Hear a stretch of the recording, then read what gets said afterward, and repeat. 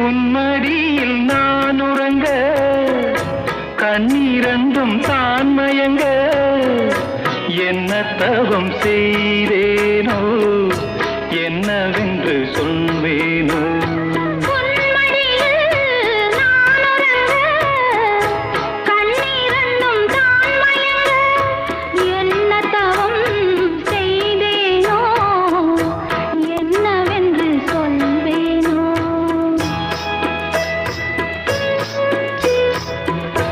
ஏழ் பிறப்பும் இணைந்திருக்கும் சொந்தம் இந்த சொந்தமம்மா வாழ்விருக்கும் நாள் வரைக்கும் தஞ்சமுந்தன் நெஞ்சமம்மா